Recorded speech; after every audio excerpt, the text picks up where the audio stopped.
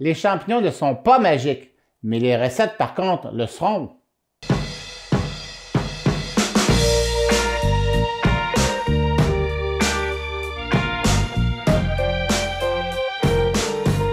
Cette semaine, on cuisine les champignons, vous aurez compris. Alors, 4 belles recettes. La première recette, ce sera un costini de champignons.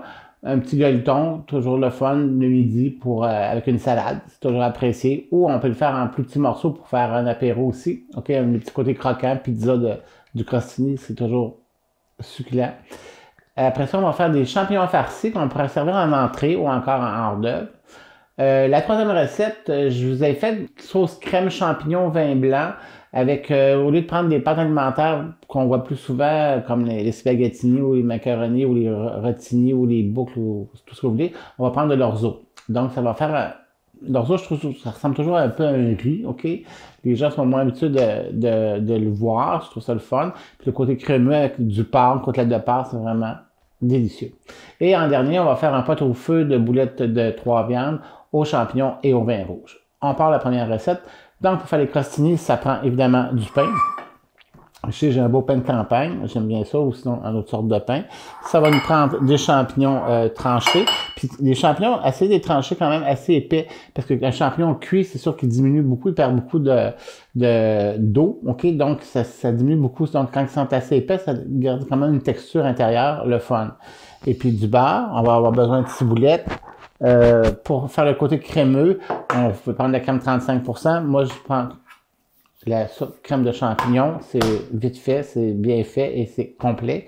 Et puis la ciboulette et ça va prendre du beurre. Alors donc, puis du fromage évidemment pour gratiner le dessus de nos crostini. On commence tout de suite par faire cuire les champignons. Donc on va mettre le beurre. Une fois notre beurre fondu, on va ajouter les champignons. Puis on va laisser réduire ça à sec. Donc on entend la joie des champignons cuits, le crépitement des champignons dans la poêle. Il faut les avoir pas trop cuits non plus parce que là c'est comme à sec comme vous pouvez voir, mais quand même c'est pas trop cuit non plus parce qu'on a quand même une texture un peu squishy les champignons qui est quand même intéressante. On va rajouter un peu de crème de champignons pour donner, pas beaucoup, juste pour donner un peu d'onctuosité à la préparation. Là.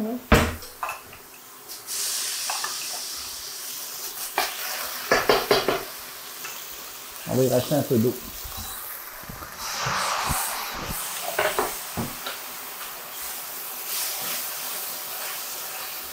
C'est juste pour finalement rendre les champignons légèrement crémeux. Pour pas que ce soit sec dans notre crostini. On va le saler poivrer. Je sais pas si vous pouvez bien voir, mais on voit que les champignons sont comme crémeux un petit peu là, à cause de la crème de champignons, mais c'est pas sec, mais c'est pas dans une sauce non plus, parce que c'est pas une sauce aux champignons qu'on va faire, c'est vraiment avoir la texture des champignons puis goûter les champignons. Mais on sent que les champignons sont crémeux, ils sont pas secs. Tu sais, on va avoir un bon crostini moelleux, là, puis on peut. On va prendre notre pain. Je vais prendre une tranche de pain ici.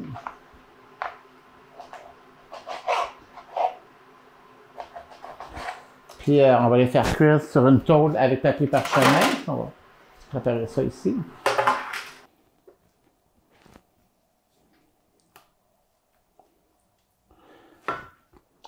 Donc nos crostini sont prêts.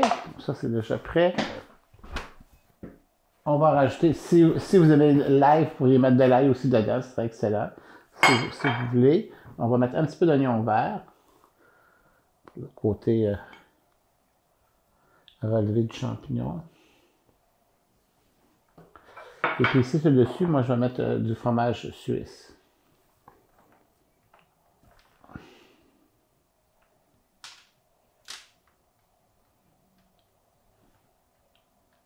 Donc, comme vous pouvez voir, recette vraiment pas compliquée, toujours bonne. Ça fait un bon gueuleton avec une salade ou en apéro qu'on pourrait les couper en dés. On les fait cuire à 350, plus ou moins 15-20 minutes, et puis le temps que le fromage fonde, puis que le dessous du pain vienne un petit peu doré, croustillant. C'est qu'on s'en va faire des champignons farcis maintenant. Pour faire des champignons farcis, bien évidemment, ça prend des champignons. Donc, je vais prendre des champignons assez gros. Ok, vous pouvez prendre des plus petits si vous voulez, mais pour faire une entrée, je trouve ça le fun, un beau gros champignon comme ça pour les farcir. Ça va nous prendre du bacon. Ça va nous prendre, évidemment, des champignons coupés. Ça va nous prendre de l'oignon.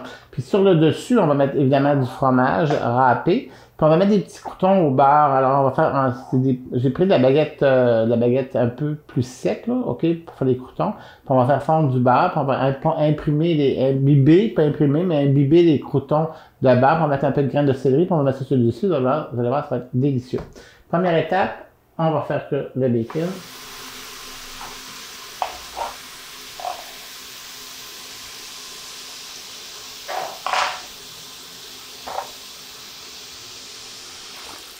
OK, une fois que nos petits lardons de bacon, nos petits morceaux de bacon sont presque à demi-cuits, on va rajouter l'oignon et les champignons.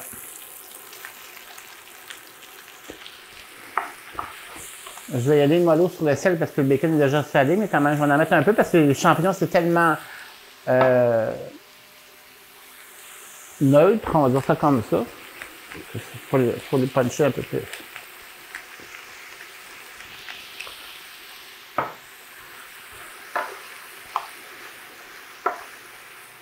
Alors, pendant que notre préparation est cuite, on va préparer nos champignons. Donc, tout ce qu'il y a à faire, c'est pour les farcir, c'est prendre la queue, puis avec la queue, on va faire une partie des champignons qu'on va faire cuire avec. Puis on vient juste avec le doigt l'éplucher comme ça. Ça se fait très facilement.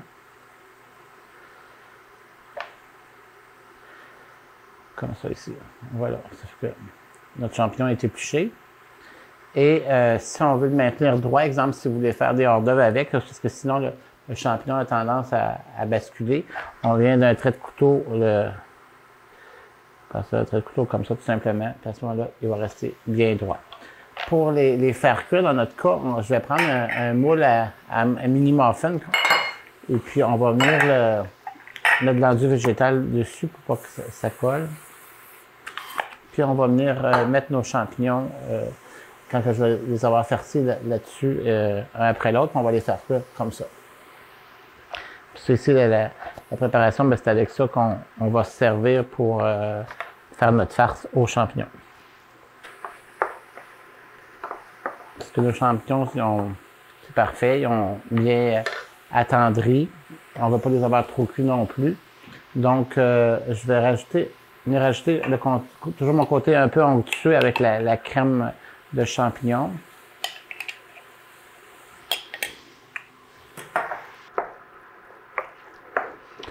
Il faut quand même que, tout à l'heure, quand on a fait cuire le bacon, il faut quand même que le bacon soit assez cuit, demi-cuit un petit peu plus. J'ai dit demi-cuit tantôt, mais un petit peu plus parce que quand même, on ne veut pas avoir du gros de bacon sous la dent, c'est pas agréable. On va avoir un petit crunchy de bacon, donc il faut quand même que ce soit assez, pas trop cuit, mais assez plus que la moitié de cuit, là, pour ne pas sentir le gras là, sous la dent. Bon, ça nous fait une magnifique farce pour nos champignons.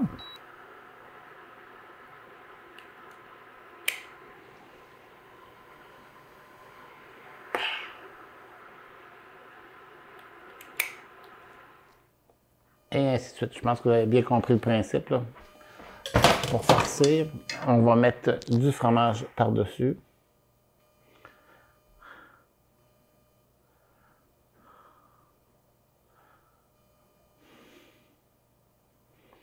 Si vous auriez préféré, on aurait pu mettre le fromage aussi dans la farce, ça aurait été une autre façon de le faire. Si vous préférez ça, à ce moment-là, quand la pression cuit, la farce est moins coulante, est plus ferme. Si vous préférez plus cette texture-là, il n'y a pas de problème. Ça comme ça ici. Maintenant, on va faire les petits croutons. Bon, c'est pas compliqué. On va prendre une petite casserole. On va se faire fondre du beurre.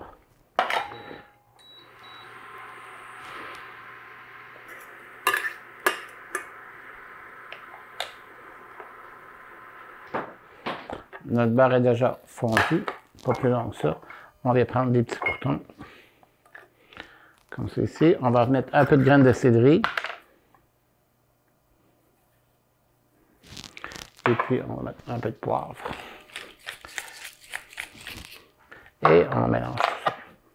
Alors, les croûtons vont venir imbiber de le gras, ce qui va faire que ça va être des croûtons qui vont venir dorés, croustillants, vraiment croquants, si vous voulez, là. Au lieu de rôtir sec, là. Ça va faire comme ça. Parce qu'on va venir prendre nos petits croûtons, puis on va venir en déposer sur nos champignons comme ça.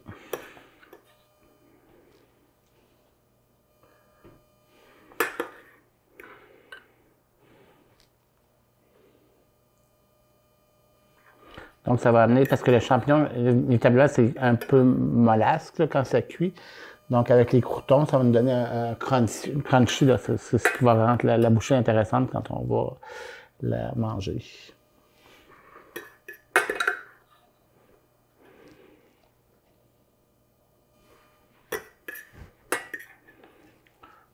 Donc, nos champignons sont prêts. Alors, il reste juste à les passer au four. On envoie ça à 350 degrés. Si vous avez la convection, servez-vous-en. Ça va être le fun parce qu'on ne veut pas nécessairement trop cuire la base du champignon qui est le contenant, de la farce.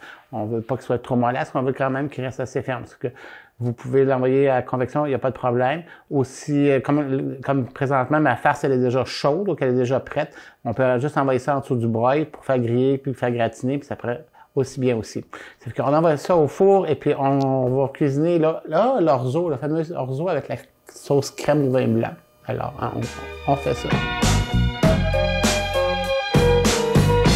Une sauce excellente, la sauce au vin blanc et aux champignons, un classique des classiques. Ce que ça prend pour faire cette sauce-là, évidemment, ça prend des champignons. Ça va nous prendre de l'oignon jaune coupé fin.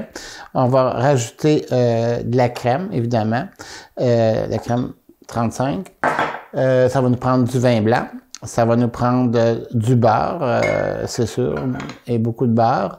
Ça va nous prendre de l'huile d'olive et évidemment de la ciboulette et du persil pour la garniture. Et on va la faire avec de l'orzo. La pâte alimentaire ici, l'orzo, c'est, je ne sais pas si vous connaissez ça, on la voit de temps en temps. Ça ressemble un petit peu à un grain de riz, mais c'est une pâte alimentaire. C'est très agréable. On peut en faire d'excellentes salades avec ça aussi, des salades d'orzo brocoli, c'est très, très bon. Puis ça fait changement un petit peu des spaghettis, puis comme des rigatoni, puis tout ça, comme je disais au début de l'émission.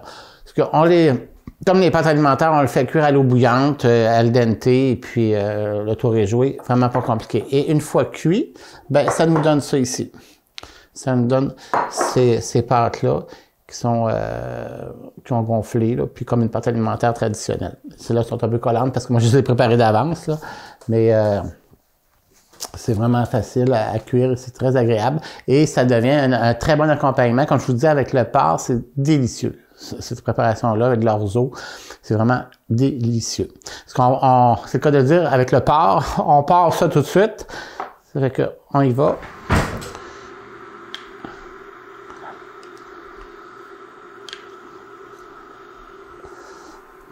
Puis on va rajouter l'huile, parce que comme on explique souvent en cours des émissions, l'huile et le beurre, c'est des niveaux d'ébullition différents, ce qui fait en sorte que l'huile évite au beurre de brûler en mettant les deux. Donc voilà pour ça. Vous n'oubliez pas, hein, si vous voulez avoir les recettes détaillées, écrites, vous allez sur le site de TVCBF, vous allez voir mon émission Expressément Cuisine, vous allez voir le titre de l'émission, exemple les champignons aujourd'hui, vous cliquez sur le titre de l'émission, les champignons, et puis la rubrique voir les recettes apparaît. Vous cliquez là-dessus, puis toutes les recettes sont bien indiquées, bien claires, bien détaillées, alors soit que vous les lisiez ou vous pouvez les imprimer comme bon vous semblera.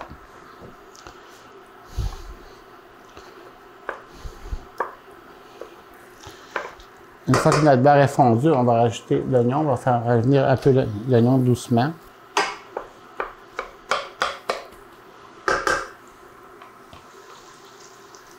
Une fois notre oignon mi-cuit, on va rajouter tous nos champignons.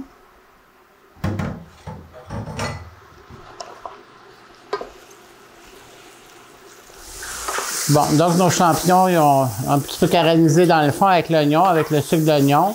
Puis ils sont à demi-cuit, c'est ce qu'on veut. On ne veut pas que ce soit trop mollasse non plus. Maintenant, je vais rajouter mon vin blanc, puis on va réduire à sec.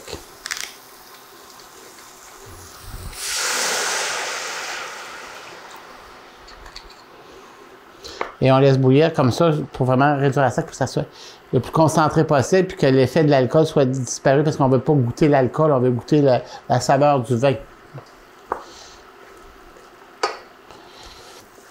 On voit que la réduction du vin blanc, c'est bien fait, puis on voit à cause du beurre, OK, puis des champignons, on voit le côté crémeux, là, ici, là, dans le fond, on voit bien ça, là. Donc, ça, c'est bien fait, puis ça sent tellement bon. Ça, maintenant, on va rajouter notre crème.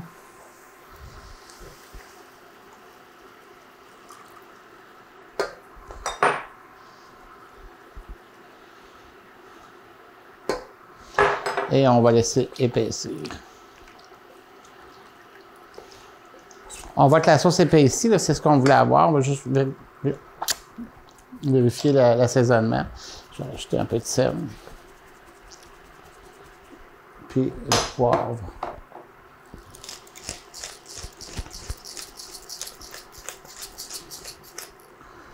On va rajouter des pâtes alimentaires.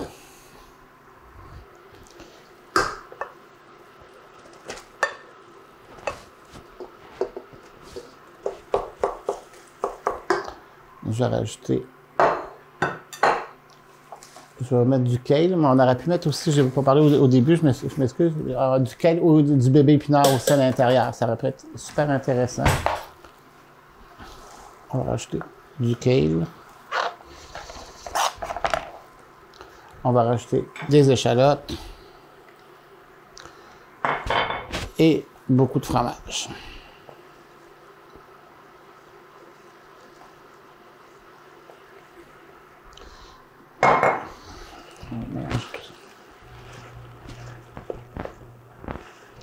Non, mais ça a-tu pas l'air bon, hein?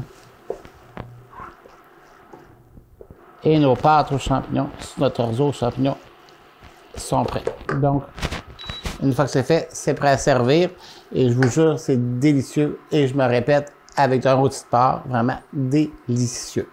Fait que, avant de le déguster tantôt, on va faire notre fameux pot-au-feu aux boulettes de viande, aux champignons et au vin rouge. La prochaine recette, mon pot-au-feu de boulettes de viande, champignons au vin rouge. Ce que ça prend, bien, j'ai les 3 viandes ici, du bœuf, du porc et du veau. Si vous pouvez la faire juste avec une sorte de viande, pas de problème. Moi, j'aime bien le mélanger 3 viandes. Ça prend de l'oignon. Ça va prendre sel et poivre. Évidemment, ça prend des champignons entiers. Ici, je vais mettre des petits oignons entiers aussi dans la sauce. Ça va nous prendre du vin rouge, du bouillon de bœuf. Ça va prendre des feuilles de laurier, de la pâte de tomate qui va en faire en sorte que ça va épaissir la sauce aussi. Ça va prendre du poivre noir concassé et de la sauce demi-glace en enveloppe. Et un peu de veloutine pour rectifier la sauce si c'est trop clair ou pas assez. Voilà. Donc, on commence par mélanger nos 3 viandes. C'est toujours excellent. Un bon pot-au-feu, puis ça se congèle bien aussi, puis c'est toujours agréable. Ça se prépare bien d'avance aussi. Avec l'oignon, on va poivrer et bien saler. Surtout le porc, c'est très fade, c'est que si c'est pas assez salé puis poivré, c'est un peu plate à manger. Donc, on va mélanger tout ça.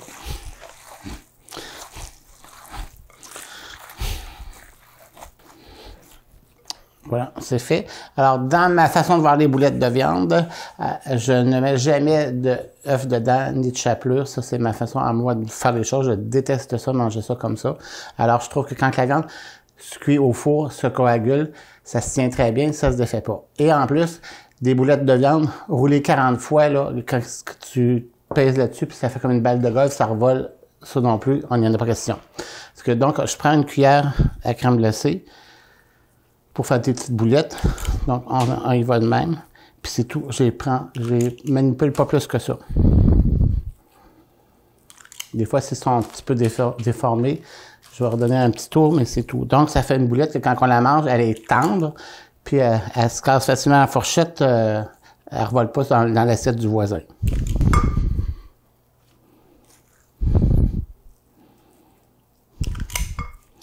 Voilà. Donc, quand toutes nos boulettes sont prêtes, on envoie ça au four à 350 degrés environ, je vous dirais une quinzaine de minutes, 15-20 minutes, là, le temps que la boulette cuise, puis la viande coagule ensemble, puis que ça se tienne, puis la viande est prête. Parce que ça, c'est fait. 15-20 minutes après, ben ça nous donne ça. Donc, ça fait des belles boulettes de viande qui se tiennent bien. Là, elles sont froides, celles-là, là, mais, parce qu'elles ont été préparées à l'avance, mais ça se tient bien, il n'y a pas de problème. C'est exactement ce que je viens de faire qui est rendu comme ça, après une 15-20 minutes de cuisson. Parce que maintenant, on va préparer la sauce pour faire cuire notre pot au feu. Je vais prendre une casserole, mon creuset.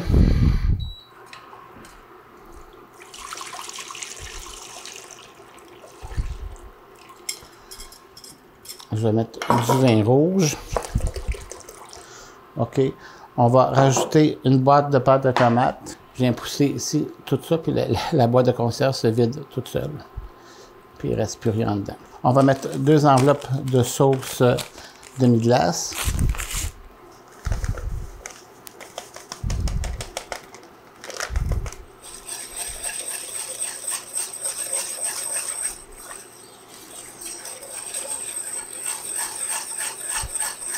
Bon, on voit que notre liquide a commencé à bouillir, mais comme vous pouvez voir, c'est un petit peu trop... Je vais vous montrer, là.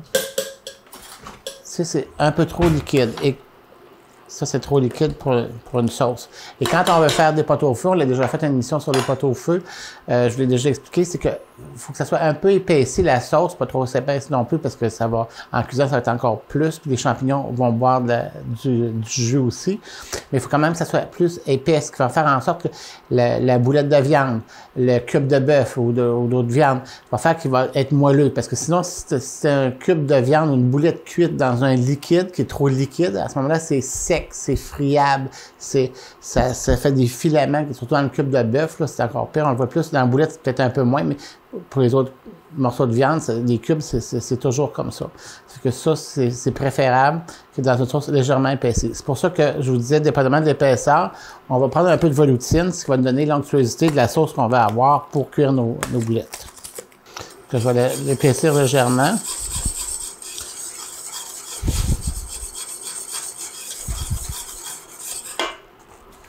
On va rajouter à ça des feuilles de laurier. Des feuilles de laurier, du poivre concassé.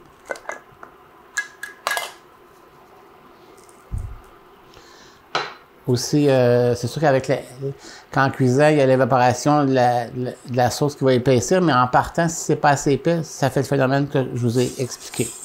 Donc, à ça, on va rajouter nos boulettes.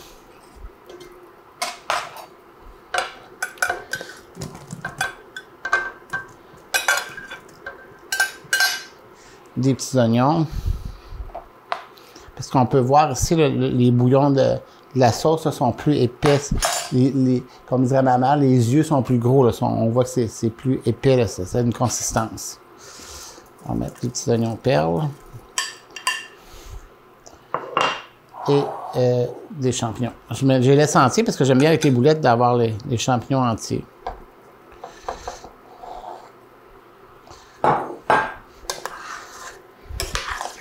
On porte ça à ébullition.